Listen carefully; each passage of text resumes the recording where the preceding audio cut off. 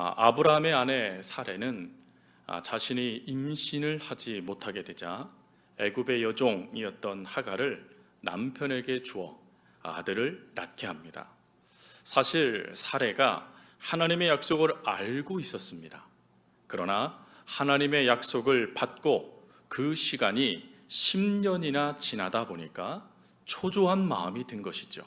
그리고 아무리 믿음이 커도 자신의 몸에 어떠한 징조도 보이지 않게 되어지자 의구심이 발동되게 되고, 그래서 거기에 자신의 방법으로 하나님의 방법을 대신하고자 하는 모습이 인간적인 선택으로 하갈을 선택하게 된 결과입니다.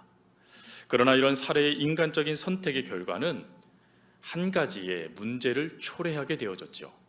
그 문제는 바로 가정에 불화가 나타나기 시작한 겁니다. 즉, 인간적인 선택으로 말미암아 끊임없이 꼬리에 꼬리를 물고 가정을 무너뜨리는 모습들이 나타나기 시작했다라는 것입니다. 하갈이 잉태를 하게 되어지자 분위기가 달라졌습니다. 아기를 갖기 전까지만 해도 순종적이었던 하갈이 목이 곧아지고 말투가 달라집니다. 그러자 사라는 속이 상하게 되어지고 남편 아브라함의 마음에 바가지를 긁기 시작하죠. 그 바가지에 아브라함은 견디다 못해 사라에게 당신 마음대로 처분하십시오 라고 하며 책임을 회피해 버립니다.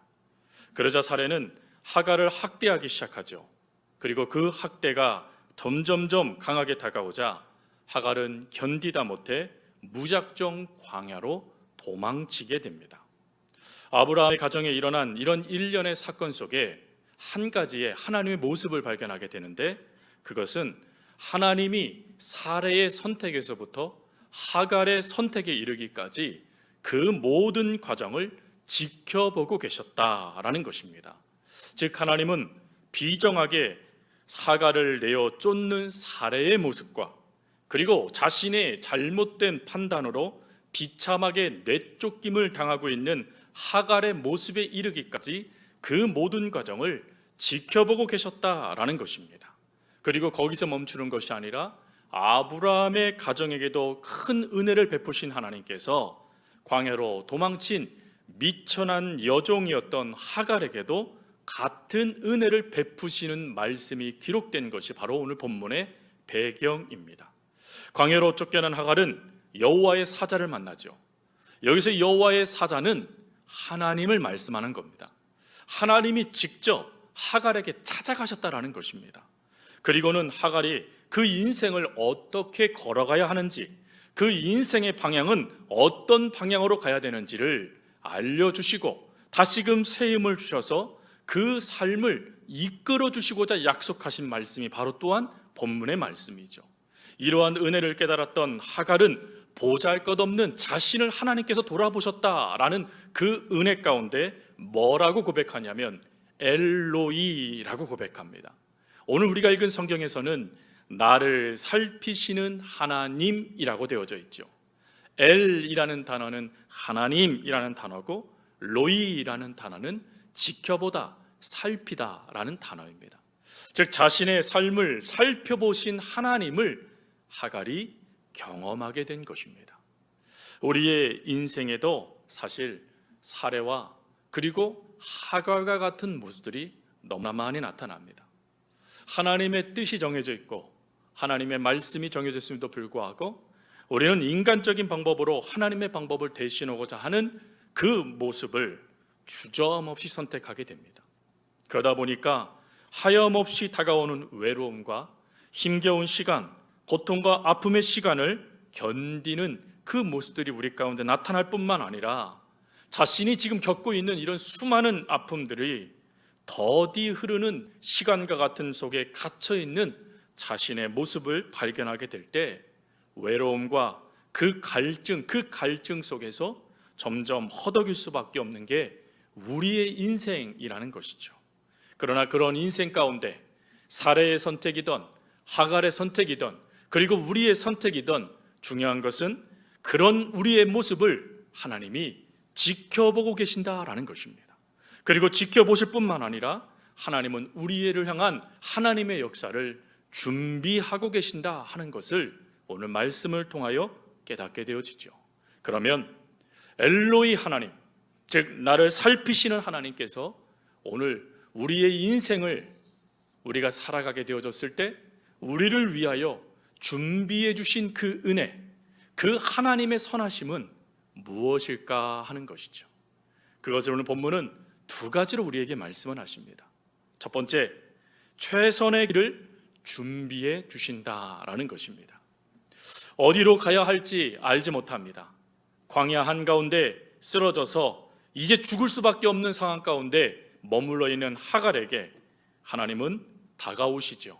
그리고 이렇게 말씀하십니다. 사레의 여종 하갈아, 네가 어디서 왔으며 어디로 가느냐. 중요한 것은 하나님이 사레의 여종 하갈이라고 부르셨다는 것입니다. 즉 그가 어디서 왔는지는 알고 계셨다는 것이죠. 왜요? 지켜보고 계셨기 때문이죠. 근데 그 하나님께서 물으신 질문은 어디서 왔으며 어디로 가느냐 하는 것입니다. 여러분, 이 질문은 사실 모든 사람, 모든 성도들이 하고 있는 질문이기도 합니다. 과연 나는 어디서 왔고 과연 나는 어디로 가는 것일까? 이 인생의 문제를, 이 인생의 질문들을 하고 있는 것이 바로 우리의 모습이기도 하죠. 그런 질문 가운데 있는 답을 찾지 못해서 오늘도 방황할 수밖에 없는 우리에게 하나님은 질문하십니다. 사레의 여종 하갈아, 네가 어디서 왔으며 어디로 가느냐? 너 하나님의 사람 누구야?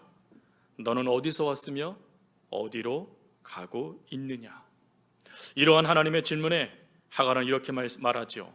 여주인 사레를 피하여 도망하나이다. 여러분, 공교롭게도 하갈의 이름의 뜻이 도망자라는 이름의 뜻을 갖고 있습니다. 아마 하갈은 그 이름처럼 살았을지도 모르겠다라는 생각을 갖습니다. 문제가 찾아오고 불행이 찾아왔을 때 그것을 피해 숨거나 포기하거나 도망치는 선택을 했을지도 모르겠다라는 생각을 갖습니다. 그러면 우리가 무엇인가 피하거나 도망가거나 포기해버리면 그 인생의 문제가 해결될까요? 그렇지 않은 것 같습니다. 그래서 하나님은 이 모든 것들을 아시기 때문에 하갈을 그 포기와 그 도망침과 그 숨는 자리에서 지금 부르고 계신 것 같아요. 하나님은 인생의 방향, 그리고 우리가 어디로 가야 될지 알지 못하는 그 선택의 기로에 섰을 때 최선의 길을 제시해 주시는 분이 하나님이십니다. 오늘 하나님은 하갈을 향하여 이렇게 그 길을 제시해 주죠. 내 여주인에게로 돌아가서 그 수하에 복종하라. 여러분, 좀 이해가 안 되시죠? 사실 여주인은 하갈에게 있어서 주인인과 동시에 문제 그 자체입니다. 즉 주인의 잘못된 선택에 의해서 지금 자신이 이와 같은 피해를 받고 있는 것이고, 주인이 자신을 향한 학대를 인하여서 자신이 지금 이렇게 도망온 것이거든요. 그런데 하나님은 하갈을 향하여서 최선의 길을 선택해 주셨는데 그게 문제의 자리로 돌아가라라는 것입니다. 아니, 하나님, 나는 그 문제를 피해서 지금 도망을 왔는데 어떻게 저에게 그 자리로 돌아가라라고 말씀하세요? 심지어요, 하나님은 뭐라고까지 말씀하시냐면 복종하랍니다. 우리 말로는 복종하다라고 쓰여져 있는 이 단어의 히브리어는 놀랍게도요, 어떤 뜻을 담고 있냐면 견디고 참으라라는 뜻을 담고 있습니다.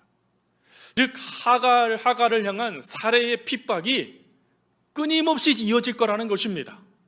즉 문제의 자리로 다시 돌아갔을 때 그 문제가 해결되어지거나 아니면 자신이 무엇인가 달라지는 그런 모습 가운데 그 모든 것을 견딜 수 있는 힘이 주어지는 것이 아니라 하나님의 어떠한 약속도 그 뒤에 경험하지 못했던 하갈에게 하나님은 문제의 자리로 돌아가라라고 말씀하시는 거예요. 그리고 그 문제가 여전히 너를 괴롭게 할 거라고 말씀하시는 겁니다. 그런데 참으래요. 그런데 견디랍니다. 이게 하나님의 처방전이라고 지금 하나님이 말씀하고 계시는 거예요. 여러분, 이것이 이해되십니까? 만약 여러분들의 삶의 자리에서 내가 그 문제 때문에 지금 힘들어요. 그래서 정말 그 문제 때문에 씨름하고 견디다가 그 문제를 벗어났거든요. 숨기도 하고 도망치기도 하고 또한 그 자리를 회피하고자 의식적으로 모든 귀와 모든 것을 막아버리고 그것에 얼굴조차 돌리지 않고 심지어 내가 오줌도 놓지 않을 거야 라고 말하면서 모든 관심을 끊고 있는데, 하나님이 우리에게 찾아오셔서 사랑하는 누구야? 너 그 문제로 돌아가 그 자리에서 견디고 버텨라 라고 하나님께서 명령하신다면 어떻게 그것이 최선의 길이고 어떻게 그것이 하나님께서 우리에게 허락하신 최고의 처방전이 될 수 있겠습니까? 그러나 이 인간적인 관점에서는 도무지 이해할 수 없는 이 처방전이 가장 정확한 하나님의 처방전이라는 것이죠. 즉 인간적으로 도무지 이해할 수는 없지만 결국 하나님의 길이 옳다라는 것을 말씀해 주시는 것이 바로 하갈의 사건입니다. 왜 그럴까요? 그 키가 바로 하갈의 고백이에요. 엘로히, 하나님이 나를 지켜보셨다라는 거예요. 여러분, 하나님이 나를 지켜보셨다라는 이것을 다른 말로 다윗은 뭐라고 고백했냐면 시편 139편 1절에 여호와여 주께서 나를 살펴보셨으므로 나를 아시나이다 라고 고백을 했어요. 즉 하나님께서 나를 살펴보시다, 이 살펴보다는 이 단어가 엘로히라는 단어입니다. 엘로히, 하나님께서 나를 살펴보셨는데 그 하나님이 나를 살펴보실 뿐만 아니라 나를 아신대요. 근데 이거는요 비교급 중에 최상급 비교급입니다. 즉 하나님께서 나보다 더 많이 나를 아신다는 말씀이에요. 여러분, 우리는 우리를 잘 알지 못합니다. 안타깝게도 그 일반 가수가 불렀던 가사처럼 나도 나를 잘 몰라요. 그게 우리의 인생이지 않습니까? 그런데 하나님이 나를 살펴보셔서 하나님께 나를 구체적으로 지켜보심을 말미암아 나를 알고 계신다라는 것입니다. 그 나를 알고 계신 하나님을 깨닫게 되어지니 다윗이 시편 139편 2절부터 5절에 뭐라고 고백합니까? 그는 이렇게 고백하지요. 주께서 내가 앉고 일어섬을 하시고 멀리서도 나의 생각을 밝히 하시오며 나의 모든 길과 내가 눕는 것을 살펴보셨으므로 나의 모든 행위를 익히 아시오니 여호와여 내 혀의 말을 알지 못하시는 것이 하나도 없으시나이다. 주께서 나의 앞뒤를 둘러싸시고 내게 안수하셨나이다. 여러분, 이 말씀처럼 우리 하나님은 우리를 속속들이 알고 계신다는 거예요. 우리의 앞, 우리의 뒤, 우리의 과거, 우리의 미래, 지금 내 삶, 이 모든 것을 지켜보시는 하나님께서, 우리의 모든 것을 아시는 하나님께서 가라 하시는 길이 언제나 바른 길이다라는 것이에요. 하나님께서 제시해 주시는 처방전, 하나님께서 지금 말씀해 주시는 그 말씀에 따라 발을 내디뎠을 때 그 인생은 더 이상 나의 책임이 아닌 하나님이 책임져 주시는 삶이 된다는 것입니다. 그러니 내 여조인에게 가서 복종하라, 견뎌라, 그 문제가 너를 엄습해 온다 할지라도 버텨 라고 말씀하신 하나님의 그 처방전은 이렇게 또 해석할 수 있습니다. 하갈아, 그 자리로 돌아가라. 그 문제가 변화되지 않고 그 삶이 너를 옥죄해 와도 잊지 말거라. 내가 너를 지켜줄 거란다. 내가 너를 책임져 줄 거란다. 그러니 나를 믿고 가거라. 하나님 말씀해 주시는 거예요. 여러분, 이 은혜를 깨달았던 일본의 유명한 작가였던 미우라 아야코라는 성도의 이야기를 아실 거예요. 여러분, 이분은 예수를 믿는 분이십니다. 물론 하나님의 부름도 받았죠. 여러분, 이분이 그 삶을 정리하면서 이런 고백을 합니다. 아무로 그의 삶이 참 피폐해지기 시작할 때 그는 많은 사람들이 이렇게 질문을 합니다. 그래도 당신은 하나님을 믿겠습니까?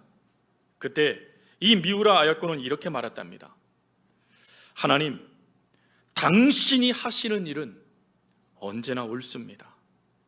왜냐하면 당신은 나보다 나를 더 잘 아시고 나보다 나를 더 사랑하시기 때문입니다 라고 대답했답니다.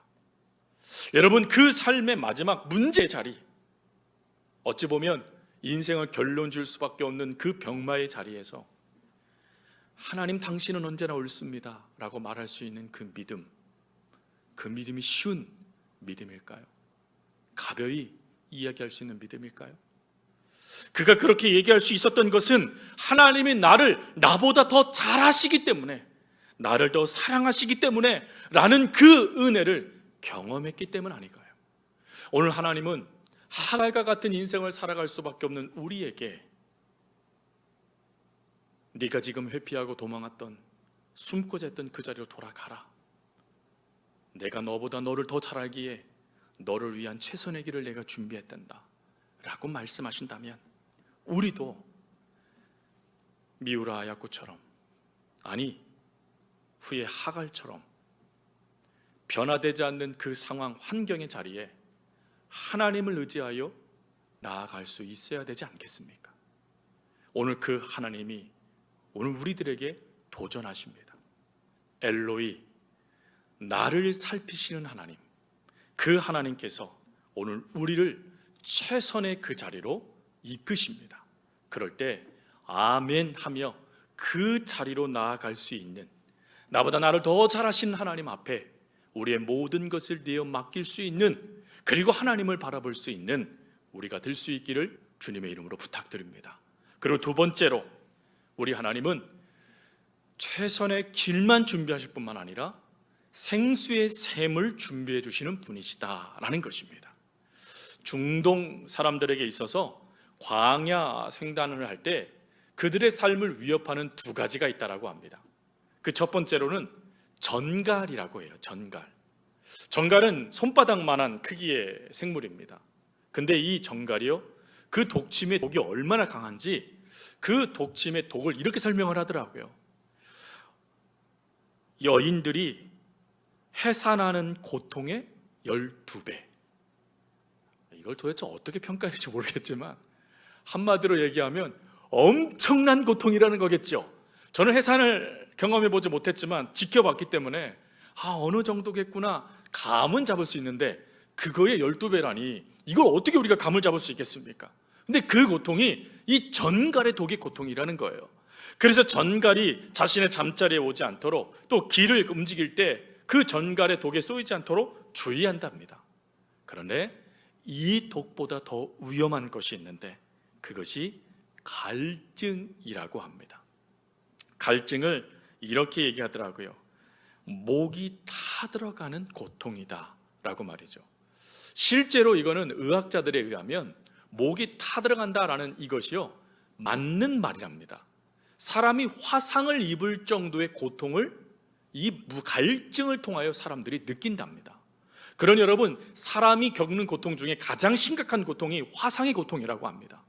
근데 그 고통을, 내 안쪽에서부터 그 고통을 느껴오는 고통이 바로 갈증의 고통이라는 거예요.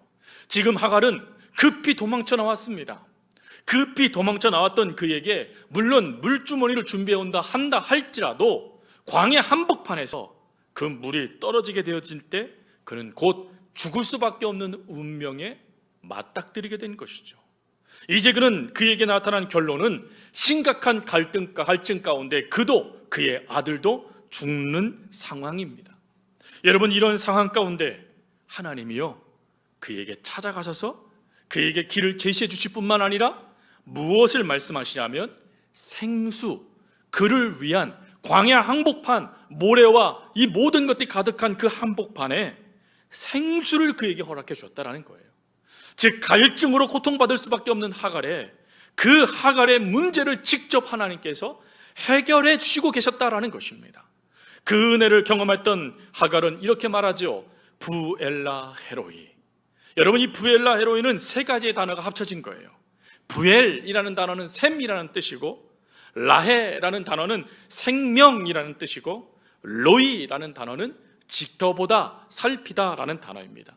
그러니 이 단어는 살아 계셔서 나를 지켜보시는 분의 샘이라는 뜻이죠. 다르게 설명하면 나를 지켜보시는 하나님께서 나를 위해 준비해 주신 샘물, 그게 바로 부엘라 헤로이입니다.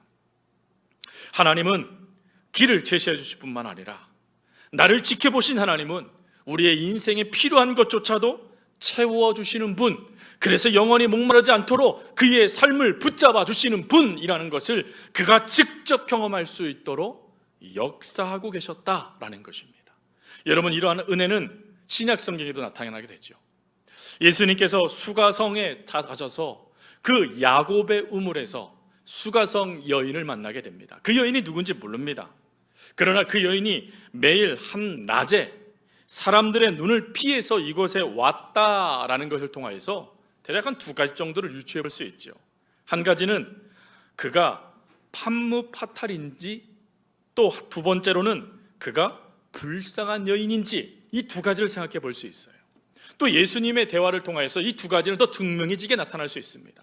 그러나 그것은 어찌 보면 우리들의 판단이고, 그 여인이 어떠한 모습 가운데 이렇게 힘든 상황, 그리고 이웃들과 분리된 상황, 관계가 끊어진 상황 가운데 있었는지에 대해서는 분명히 우리는 알 수 없지만, 그가 사람들의 눈을 피했다라는 걸 통하여 무엇인가가 이 여인을 지금 옥죄고 있는, 갈증을 일으키고 있는 모습을 우리는 발견하게 됩니다.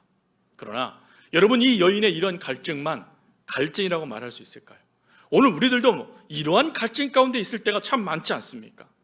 현대인에게 가장 크게 나타나는 정신병 중에 하나가 고립과 갈증이라고 합니다. 이 고립과 갈증이 사람들에게 끊임없이 나타나는 우울증의 근원이 된다라고 하죠. 여러분, 우리들은 이 갈증을 해결하고자 이 여인과 결혼했던 수많은 남자들의 모습처럼 그 수많은 것들을 가지고 우리들이 이 갈증을 해결하고자 우리들도 다가가고 그것들을 붙잡는다라는 것입니다. 그러면 갈증이 해결됩니까? 안타깝게도 예수님은 그 다음에 그 여인과 대화에서 이렇게 말하지요. 다시 목마르려니와. 즉, 우리의 선택과 우리가 무엇인가를 해결하고 달려들었던 그것은 또다시 우리를 갈증 가운데로 이끄는 그냥 통로가 되고 만다라는 것입니다. 그러나 그런 상황 가운데 주님은 요한복음 14장 14절에 뭐라고 말씀하십니까? 다시 그것은 목마르게 합니다. 그러나 이렇게 말씀하시죠. 내가 주는 물은 그 속에서 영생하도록 솟아나는 샘물이 되리라.